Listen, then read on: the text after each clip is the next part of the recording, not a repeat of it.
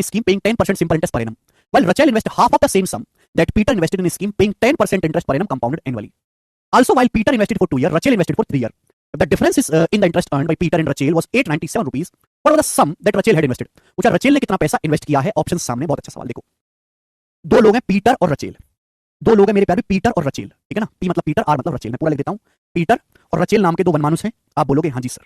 Peter ने पैसा invest किया है 10% पर एनम की दर से सिंपल इंटरेस्ट पे। ध्यान रखिएगा, पीटर ने पैसा इन्वेस्ट किया सिंपल इंटरेस्ट पे, जबकि रचेल ने आधा पैसा इन्वेस्ट किया। रचेल ने आधा पैसा इन्वेस्ट किया पीटर का, लेकिन ऐसी स्कीम है जो 10% का कंपाउंड इंटरेस्ट दे रही है। रचेल ने पीटर का आधा पैसा इन्वेस्ट किया है, लेकिन 10% ब्याज की दर से पर कंपाउंड इंटरेस्ट दे रही है इस स्कीम में। पीटर ने पैसा इन्वेस्ट किया 2 साल के लिए, रचेल ने इन्वेस्ट किया 3 साल के लिए। ब्याज का डिफरेंस 897 है। देखो, मुझे सवाल में ब्याज का डिफरेंस लेना है, तो बच्चों परसेंटेज भी निकालना पड़ेगा। परसेंटेज अगर निकालना है तो भैया 100 मान लेते हैं। 100 का परसेंटेज निकालना आसान होता है ना अगर एंड में 0 हो। भाई रचेल ने पीटर से आधा पैसा इन्वेस्ट किया है, ठीक है ना। अगर पीटर ने 200 यूनिट इन्वेस्ट किया 200 यूनिट, तो रचेल ने आधा 100 यूनिट इन्वेस्ट किया 100 यूनिट। बात समझे? क्या आप मेरी ये बात समझे? अगर पीटर ने 200 यूनिट इन्वेस्ट किया तो रचेल ने आधा 100 यूनिट इन्वेस्ट किया है। दोनों के लिए ब्याज की दर 10% है। पीटर ने इन्वेस्ट किया 2 साल के लिए, पीटर ने 2 साल के लिए इन्वेस्ट किया है। कितने साल के लिए? 2 साल के लिए। लेकिन पीटर ने पैसा इन्वेस्ट किया सिंपल इंटरेस्ट पे। पीटर ने सिंपल इंटरेस्ट पे पैसा इन्वेस्ट किया। अगर 1 साल में 10% सिंपल इंटरेस्ट है, तो 2 साल में पीटर को कितना ब्याज मिलेगा? 20%। 200 का 20% 40, यानी कि पीटर को ब्याज कितना मिलेगा? 40 यूनिट। 200 का 20% कितना होता है? 40 यूनिट। जबकि रचेल ने पैसा इन्वेस्ट किया 3 साल के लिए कंपाउंड इंटरेस्ट पर। रचेल ने पैसा इन्वेस्ट किया 3 साल के लिए। रचेल ने पैसा इन्वेस्ट किया कंपाउंड इंटरेस्ट पर 10% की दर से।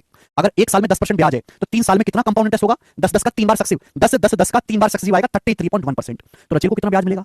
100 का 33.1% होता है 33.1, 100 का 33.1%, 33.1। ध्यान से देखिएगा, पीटर ने पैसा इन्वेस्ट किया सिंपल इंटरेस्ट पे, सिंपल इंटरेस्ट। रचेल ने कंपाउंड इंटरेस्ट पे। फर्क है दोनों में। 100 रचेल ने पीटर का आधा पैसा इन्वेस्ट किया, यानी कि पीटर ने अगर 200 यूनिट इन्वेस्ट किया, रचेल ने 100 यूनिट इन्वेस्ट किया। 100 ही इसलिए माना जिससे कि आपका परसेंटेज आसानी से निकल पाए। अब दोनों के ब्याज का डिफरेंस क्या है? पीटर को 40 यूनिट ब्याज मिला, रचेल को 33.1 यूनिट ब्याज मिला। डिफरेंस कितना है? 40 में से 33.1 घटाएंगे 6.9, 6.9 डिफरेंस है। सवाल के अकॉर्डिंग दोनों के ब्याज का अंतर है 897 रुपए, 897 रुपीस दोनों के ब्याज का डिफरेंस है। बताओ कितने गुना? दशमलव से बच्चों यहाँ पे 0 बढ़ जाएगा। 23 या 69, 23 से जाएगा ये 23 या 69, 20 23 207, तो 1 यूनिट की वैल्यू यहाँ से 130 आ जाएगी। 3 से 390 चला जाएगा। 1 यूनिट की वैल्यू 130 रुपए आ गई, 130 रुपए 1 यूनिट की वैल्यू। पूछा रचेल ने कितना पैसा इन्वेस्ट किया? रचेल ने इन्वेस्ट किया 100 यूनिट, तो 100 यूनिट की वैल्यू आएगी, 2 जीरो चुका दो 13000। 100 यूनिट की वैल्यू आ जाएगी 13000। ये सवाल का आंसर है, बी ऑप्शन। गजब का सवाल। तो जब भी ऐसा क्वेश्चन आए मेरे प्यारे